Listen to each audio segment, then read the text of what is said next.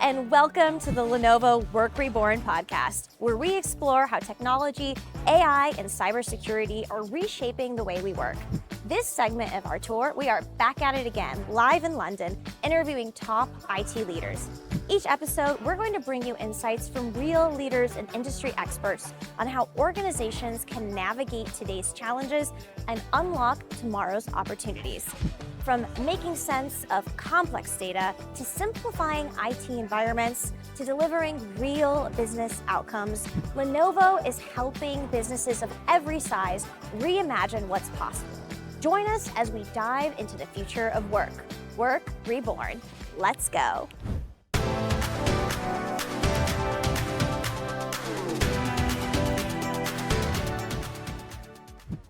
Hello and welcome to the Work Reborn podcast. We are live from London and I'm here with my Lenovian friend Gaurav. Gaurav, how are you doing today? I'm doing great. How about you? I'm doing fantastic. I'm so happy to be here with you. Can you tell us a little bit about your role within Lenovo, the work that you do?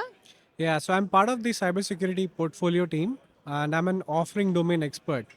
So I share technical expertise. I also develop offerings, working with the entire Lenovo team to bring out cybersecurity services into the market. You know, somebody might hear that and go, cybersecurity? I thought you guys just did laptops. Do you ever get that reaction when you talk to people about the work that you do? Actually, we do. Even in fact, today we got so many people curious that what's Lenovo doing in a security event. So this is an interesting aspect. I think it's interesting and fascinating that Lenovo is getting into cybersecurity, and we should be, because the biggest attack surface is your laptops, is your hardware. That's an entry point for attackers. And if we can secure that, 50% his job is already done. Right. You know, we've done a lot of research and we have compiled data from over 600 senior IT leaders about cybersecurity, AI. And, you know, this report really was focusing heavily on the risks and the concerns that you were talking about a second ago. And a fact that we pulled from the report is that, you know, just over half of organizations gave feedback and said that their IT support was personalized, but only 20% described it as hyper-personalized. First of all, before I ask you the main question, what is the difference between personalizing IT and hyper-personalizing IT? Right. So I think personalization, your IT support is more like building processes, building infrastructure, building everything, all your services packaged into IT service, which targets your organization. You are in a specific, market, you are in a specific kind of, like, whether you are manufacturing or you are into healthcare. So you have a well-defined sector, right? So IT services is general term. Like every organization needs IT services, but an IT service for a healthcare will be completely different what you do for a manufacturing company or let's say a retail outlet. So that's where the difference of personalization comes to. Now, when you talk about hyper personalization, it's going a step beyond that. It's a way of looking at what are the different personas that we have in my organization and how do I create services, capabilities, features that cater to those personas very specifically. So I'll give you an example, like a regular employee versus a CEO. Do you think the same IT support should go to both? No, CEO and employee day to day have different roles, capacities, and probably tech needs as well. Exactly. So for that reason, when you hyper personalize your IT services, what you get is that for CEO, you will get a different work stream of services that you get. And for, let's say, finance, you'll get something else. So this is a finance resource. These are the services which attaches to this persona. This is a frontline worker.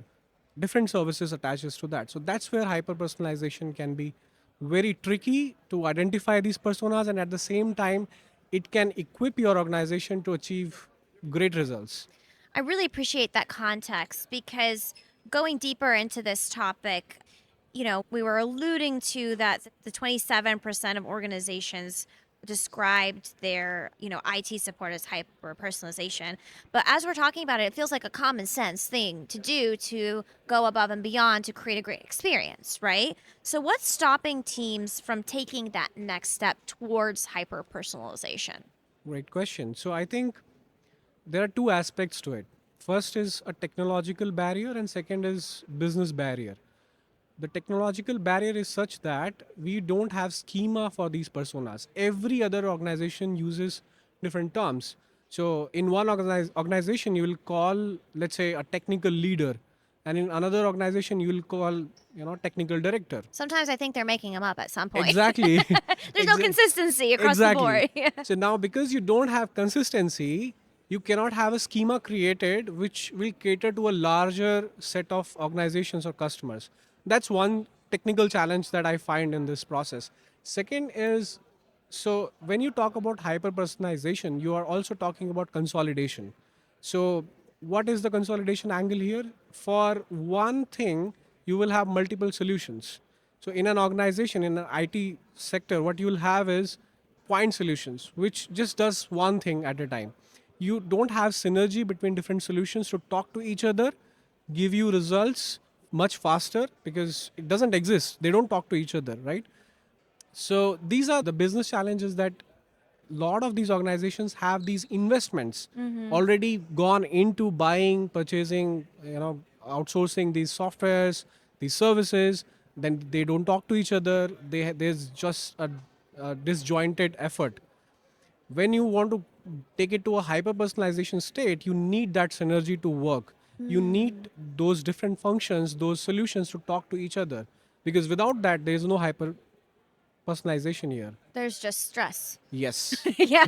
I mean, I say that in jest, but it's true. Like when we're talking about this specific factor of how can organizations hyper personalize, if they're stuck in the phase of just figuring out what tools and systems are needed, then hyper personalization is not possible. So, how is Lenovo, how are we, as an example, helping organizations get closer to that objective?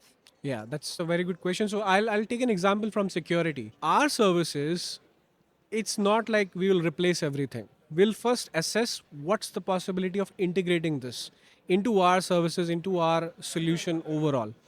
And we'll try to create a synergy which gives you results rather than stress, right? So it's like having a seamless integration with your existing security investment that you have already made, and then going towards a transformation journey which can bring everything together in a consolidated framework that helps you achieve visibility across all your infrastructure, manage all the assets, critical assets that you have, and still be stressless. In simple terms, what's the biggest takeaway for a leader who's listening and is stuck in that, first stage? What would you provide as encouragement to them?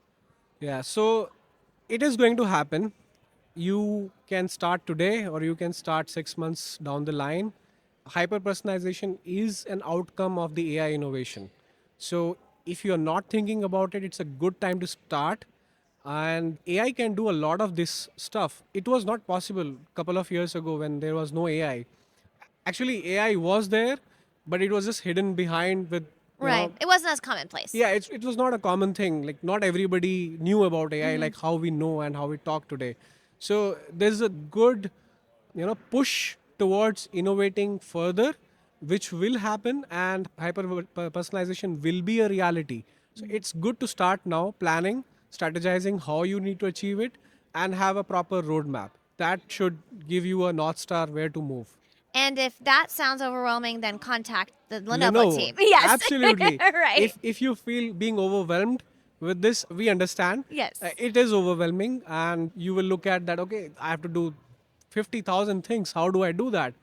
We can help you with that. We can go into a consultative mindset. We can approach in any way that you want, and we'll figure out a solution which will work specifically for you. Fantastic. Well, Gaurav, thank you so much for your time. If anyone is interested in learning more about the Work Reborn report or the services that we offer, make sure to check out the information in the description below. And we hope you have a wonderful day. Thank you so much. Thank you for listening to the Lenovo Work Reborn podcast. To learn more about how Lenovo is helping organizations transform with AI, cybersecurity, and smarter IT solutions, be sure to subscribe so you don't miss the next conversation. And also, we'd love to hear from you. Make sure to leave a comment with any other questions that you would like us to discuss on our next episodes. See you next time. Lenovo.